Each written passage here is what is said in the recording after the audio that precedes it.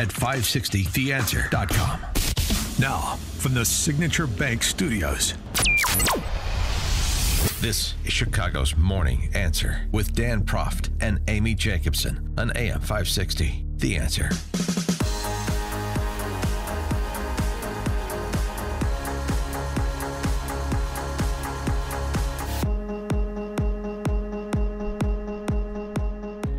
Top of the morning, Dan and Amy. We've talked a bit about it over the last week, the European elections, and Western Europe potentially having what Dominic Green calls a Jimmie moment. Okay. The Jimmie moment in Western Europe. What's the Jimmie moment? Well, we'll talk to Dominic Green and get his description of what that moment is and how long it may last. Dominic Green is a columnist for the Washington Examiner, contributor to the Wall Street Journal, and fellow of the Royal Historical Society. Well. Ooh. Dominic Green, thanks so much for joining us. Appreciate it. Hello, Dan. Hello, Amy. So the Jimmie moment in Western Europe, elaborate. Yeah. Jimmie Åkesson is the leader of a party called the Sweden Democrats, who have gone from the fringe to supporting the government on a platform effectively of immigration restriction and restoring law and order and a form of cultural cohesion to Sweden, which has had very high rates of immigration in a very short period, which has pretty much overwhelmed the welfare system and led to all kinds of social problems, including rising crime. And there's a big taboo in Europe and also, of course, in the U.S. about discussing the effects of immigration. It appears to be the one policy area, perhaps you could add trans rights to that, the one policy area which everyone knows is vital, but you're not allowed to discuss it in polite society. And the Jimmie moment is when people realize that actually Jimmie had a point, that despite being good liberals, the society was falling apart around them, and that something had to be changed. And if you look at the European elections that were held in early June, it was Jimmie moments all over Western Europe. And I suspect you're also seeing a similar process taking place in the United States when people are looking at how they'll vote in November. Well, part of, I suppose, how long that moment can be sustained is what some of these politicians do when they ascend to power, and perhaps there is there's been enough time now for some assessment of Meloni in Italy, for example, because she sort of crested into office on that same sort of moment. And I wonder what your assessment of her is and her model is for the rest of Western Europe. Well, Meloni is interesting, and her tangent, as you said, she starts in a relatively small group, which has got historical links to the Mussolini era, fascism, and yet decades later, she sounds like a very, very conventional center-right politician in office. I mean, there are a couple of reasons for this. One is that power tends to have this moderating effect in any Western state. The other is that Italy has massive debts and can't afford to get on the wrong side of the European Union. I think that applies to most of these new parties. People call them the new right, and they are. They're new, they're on the right. People also call them far right or neo-fascist and so on. And there's really not much evidence for that now and operationally. The more votes they gain, the more centrist they become. The newest of these, or the newest major one, is Alternative for Germany. And they are in the process of shedding these associations, even firing their leader for saying that, the Nazi SS weren't all criminals, which is historically, of course, stupid. But they ditched him. This is the whole point. So it's in my understanding, it's not the end of the world. These are actually attracting voters who believe in the nation state, in liberal democracy, in law and order, in a legal and managed immigration policy, all of these things which are the most conventional mainstream thinking possible. Calling it far right is just a way of stopping people from talking about it. And as I said, this is a crucial issue. We're in an era of unprecedented movement everywhere across the world, and everyone wants to come westwards. So obviously it needs to be talked about, and obviously policies and regulations which were devised in the 1940s, most of the the legal infrastructure on immigration and mass migration and asylum was created after the Second World War. Well, this is 80 years later, and therefore it's necessary to reconsider this. That's not outrageous, is it? No. So the Jimmie moment that's taking place in Europe and also in the UK, do people there think that this is Trump's clear way to victory? Are they changing their minds a little bit and thinking that he might win this election? Yeah, I do think that there's an awareness of this, and everyone says, oh, elections are won on the center ground. When it's true in the sense you have to have a majority. But what is the center ground on this, and where are the governments on this? Because public opinion hasn't actually changed ever. People are compassionate, but they're not stupid. They don't see why they should allow their societies to be wrecked. Their governments and the bureaucracies that control things like immigration, they are way to the left of public opinion on this. So the government's idea of what constitutes the center ground, or the media's idea, much of the media as well, is way to the left of public opinion. They're nowhere near the center ground, the balance point of public opinion.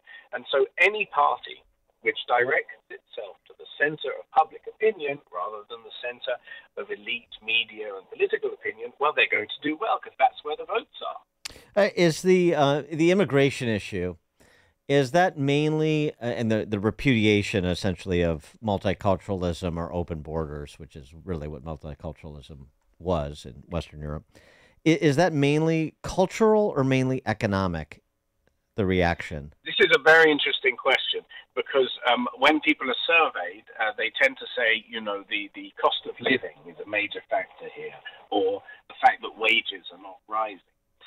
These are effects of massive low-skilled immigration. Cheap labor depresses the price of labor. Also, and that was one reason why some people would be in favor of it, after all, because it's good for productivity on paper. So the cultural and the economic are really both effects of immigration, one way or the other. And in the case of Western Europe, where they have very expensive and very generous welfare states, there's not much margin. Because if you increase the population suddenly by 10 or 15% in the space of 10, 15 years, which is what's happened in Sweden, and it's pretty much what's happened in Britain as well, suddenly there's no money, suddenly there's no capacity, there's no hospital beds. The trains are full, the schools are overwhelmed. An increase in street crime suddenly becomes an unmanageable problem. All of these things are effects of mass immigration. And one thing which is not talked about enough with regard to Europe in particular is workforce participation. In the United States, if you don't take part in the workforce, you're probably going to die on the street. In Europe, if you don't take part, you will be given welfare. And so there are some communities, particularly notably Somali immigrants, who have a ridiculously high unemployment rate. So to claim that their immigration has helped the economy is not true. If anything, it's hindered it.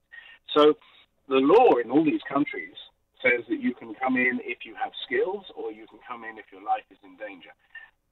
Unfortunately, the lives of half the world are in danger at any given moment. So a system that allows people to come in because their lives are hard or life is dangerous will simply collapse the welfare state. And it will also cause a breakdown, as you said, multiculturalism. It will ultimately cause a breakdown of social cohesion, which is also what we're seeing in many places in Europe, and also, of course, inside the United States too. In the West and in Western Europe and the United States, how do you view this? I know you're a man of letters. Was this the result of, just daffy sentimentalists who thought they were doing their neighbor a good turn because they didn't want to other those in the developing world and so on and so forth, and they really believe in, buy the world a Coke and a smile way of organizing society? Or was there something more sinister along the lines of Cloward and Piven, where they couldn't do internally what they wanted to do to have the welfare state crush the economy and usher in a more powerful central government, a more doctrinaire socialist economy? So they imported what they couldn't get done. They imported people so they could accomplish what they wanted to accomplish, but they couldn't with their indigenous population.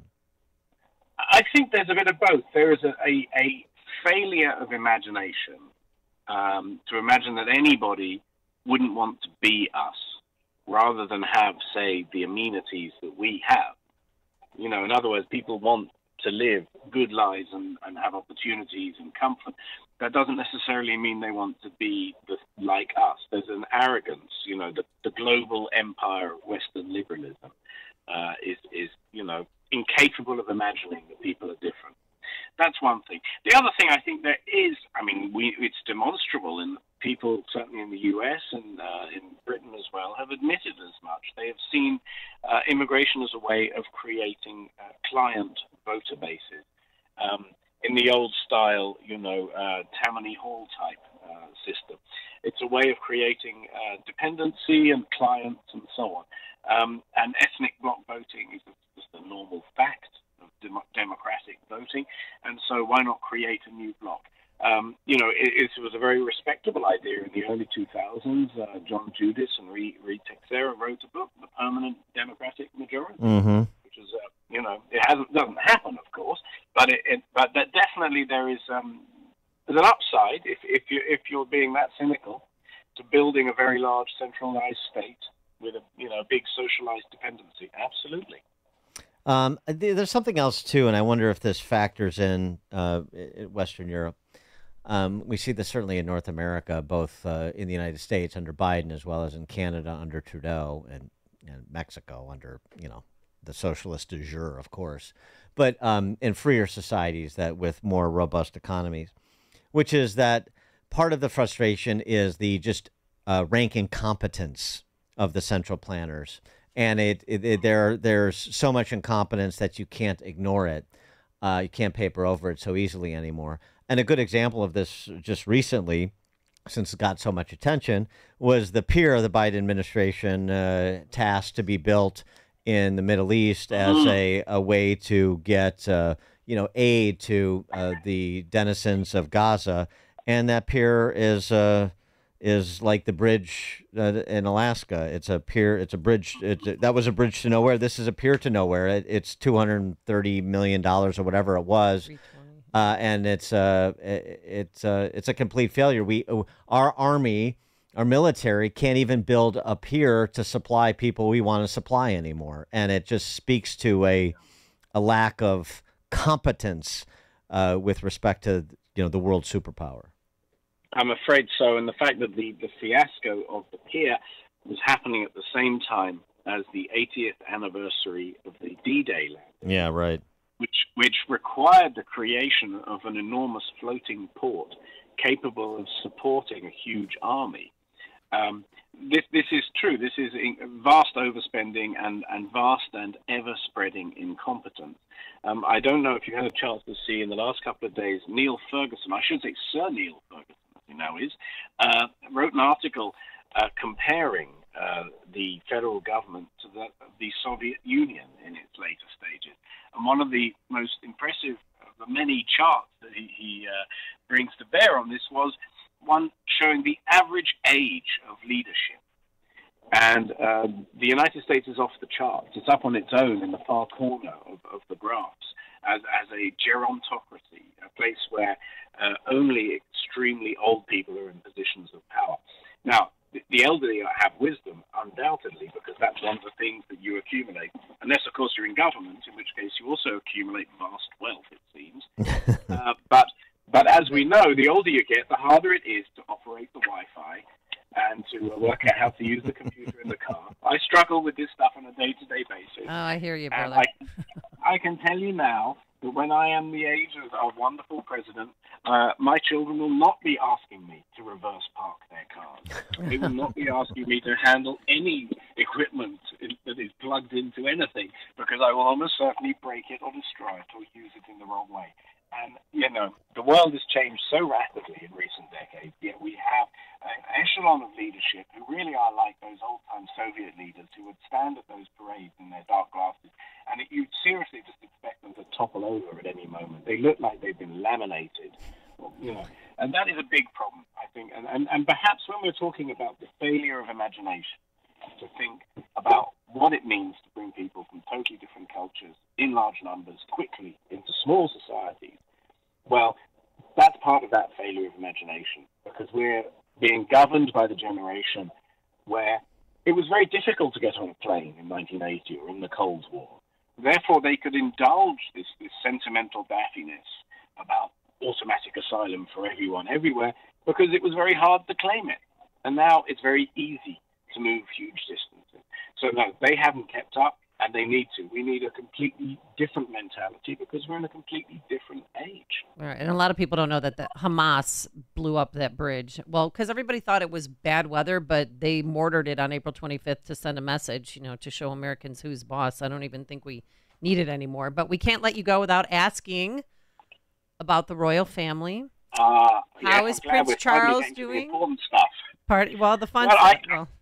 I hear that his treatment is going, they don't give the details, but they say that the cancer treatment is proceeding as well as it can. He has returned to public duties, which is, great. So he's being seen out and about. And the same, of course, Catherine, Princess of Wales, was seen on the balcony of Buckingham Palace as well. So she is back.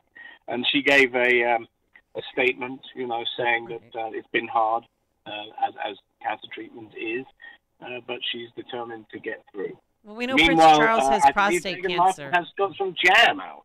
Meghan Markle issued a new pot of her homemade jam. Homemade jam by Meghan Markle, really? Yeah. Oh, wow. Yeah, they're that's exciting. Again now. But Dominic, real quick, we know Prince Charles has prostate cancer. What is Kate Middleton battling? No one knows, and no one will say. And that's all I know and all I can say. It's been extremely tightly managed to the point that the usual gossip simply is silent. So I can't. It's not a matter of no comment. It's a matter of I'm sorry, I have no idea. Yeah, nobody does. And Meghan Markle and I forget who's the guy Prince she's married Harry. to. Yeah. So how are they being received in Hollywood? Are they being fully Indoctrinated. well, initiated really into our royal culture there in Hollywood? I think my impression is that they are sliding down from the B list to the C list, and eventually Harry is going to end up doing the parking at George Clooney's parties. They don't seem to have too much of a purchase or much interest in. Why, if you're a genuine stars, would you be interested in these people? One of them is a sort of second-grade TV actress. And the other is this buffoonish, Euro trash prince. Why would you care? That's a great point. I'm going to leave that as a rhetorical question. Wow. Dominic Green, columnist for the Washington Examiner, contributor to the Wall Street Journal, fellow of the Royal Historical Society as well. Dominic, thank you as always. Thank you. Wow, thank you. And he joined us on our turnkey.pro answer line. Connect with Dan and Amy on the AM 560 The Answer mobile app. Just text the word app to 64636 to download the app today. Balance of Nature's fruits and veggies supplements, changing the world one life at a time. I work for the New York City Fire Department. I've been using Balance of Nature for 8 years.